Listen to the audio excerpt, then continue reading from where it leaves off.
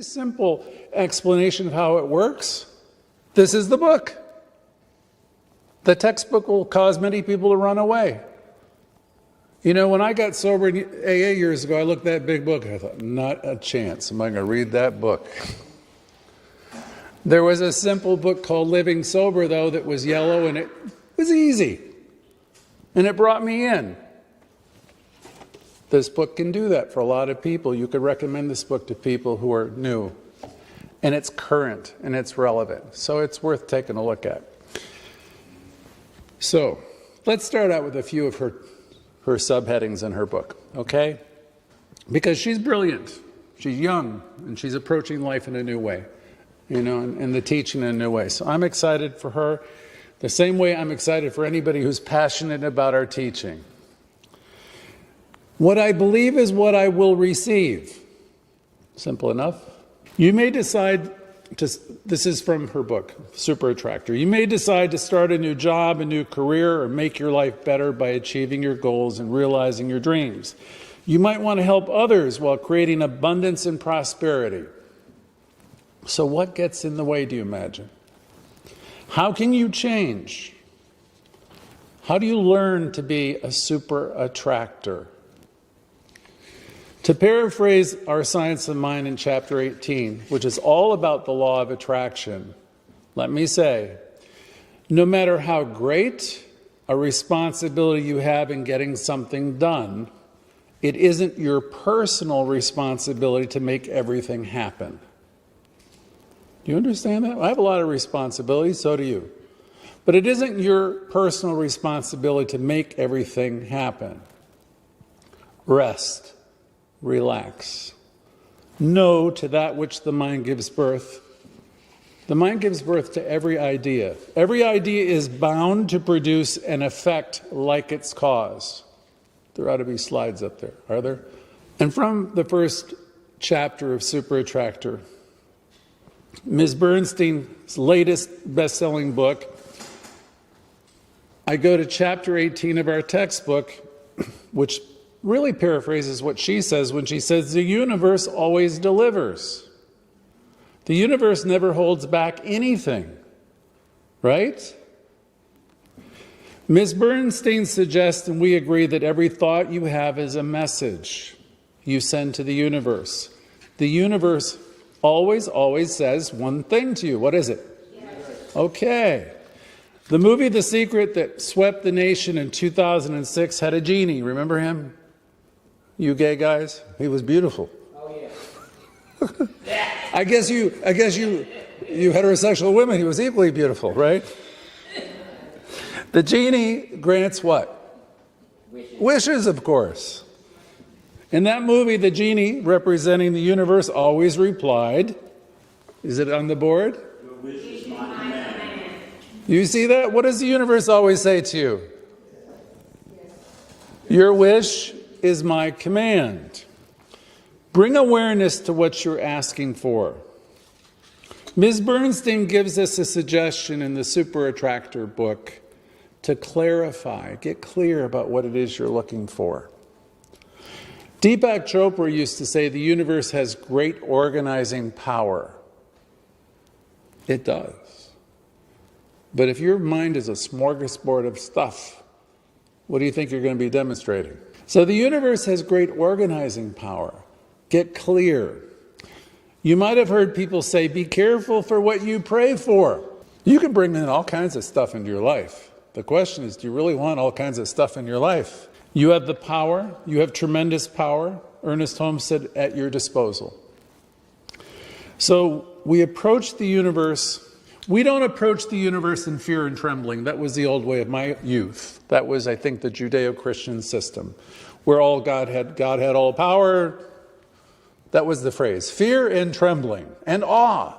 So we still like having awe, right? But how do you like that fear and trembling stuff? So we approach the universe in religious science with faith and trust and a sense of knowing that all is well. We want to clear our minds and hearts, Ms. Bernstein would say, and release everything so we can be present. And I would always add, be in a new moment. Because if you can't be in a new moment, you're doomed. If you can't be in a new moment and you're carrying garbage with you, your belief about people, your old interactions with them, you are doomed from the start. My job is to practice the presence, to know that every encounter is a holy encounter, and to be determined to see people in a new way. Otherwise, you're not part of the solution. You're definitely part of what? You're carrying it with you. It's not about them. It's about what you're carrying. Ernest Holmes talked about the dead bodies. He called them corpses. That's what they are. What are the corpses that we carry? In my review of the book Super Attractor, the author simply says, it's good to feel what? They're not paying attention. It's good to feel good. And we agree. Many of our people are in recovery, and there's a statement in 12-step programs that's powerful. The universe's will for you is always to be happy, joyous, and free. Now, if you have other plans, don't worry, be happy. See, it's good to feel good, right? The universe's will for you is to be happy, joyous, and free. Our textbook on page 53 will say we want to learn to control our thought process and bring our thinking in line with reality. Our reality is we are of God. Reality is all is well. Reality is we are whole and supplied and supported. We want to bring our thought processes into reality. We really don't want to be thinking thoughts that are not life-giving, right? So we really want to pay attention to our thoughts. Every Thursday night I ask a simple question. Those of you who come to that class will change your life, plain and simple. It's simple and it will change your life. And we ask a question every Thursday night. April, you don't go to that class, but you do know the question. What has life been for you this week? Exactly, so you pay attention. What's it been like being you this week? Why is that such an important question, Shirley? And you know I asked that question. I'm never wanting to hear the story, right? I have my own stories going on. But when I asked that question, what's it like being you? That's the barometer. You know what a barometer is? It measures what? Barometric pressure. A barometer. When you ask yourself the question, what's it like being you? It's the very best predictor of what it's going to be like in the coming days. What that chatter is. If you take your conversation to a higher level, my inner self-talk, if it's, I love myself, accept myself, and approve of myself, I'm going to then have a life, I'm going to have a week that's probably going to be what? It's going to be brilliant. It's going to be good. If I'm chattering around guilt and shame and anger, and if I'm being super critical, first of all, no one's going to want to hang out with you, because you're going to be no fun to be around. And second of all, you're not going to have a good time. Gabby Bernstein says it's good to feel good, right? That was a few minutes ago. You know, you can't be feeling good if you're carrying around a lot of this negative thinking and thought. So we want to clear all that stuff, right? And pay attention to what we're thinking. And when we see ourselves going there, stop in the name of love, right? Just stop it. We want our thinking to go more and more towards affirmative thought. We live an affirmative life, Ernest Holmes said. We're stepping up. We intend to be positive, stable, and above all, to let go and unify with Spirit so we can have peace. If you want to be about mess and discord, that's certainly your prerogative. It will bring forth all kinds of interesting lessons for you. And eventually you will do what, do you imagine?